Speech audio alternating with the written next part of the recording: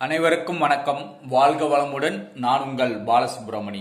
நம்ம இன்னைக்கு பார்க்குற தலைப்பு என்ன அப்படின்னு பார்த்தோம்னா, யாரு பழைய சோறு சாப்பிடக்கூடாது அப்படிங்கிறத பற்றி பார்ப்போம்.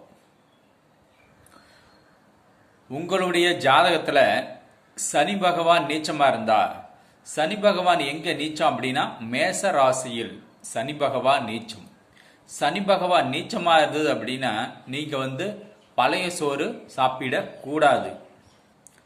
அப்படி மீறியும் சாப்பிட்டீங்கன்னா உங்களுக்கு நோவு நொடி வரும், உடல் பாதிப்பு ஏற்படும்.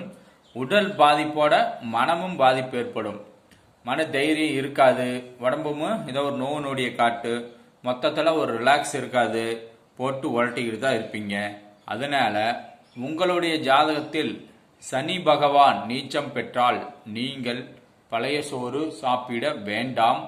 இதனை பின்பற்றுங்கள். வளமாக வாழுங்கள். வாழ்க வளமுடன். நன்றி, வணக்கம்.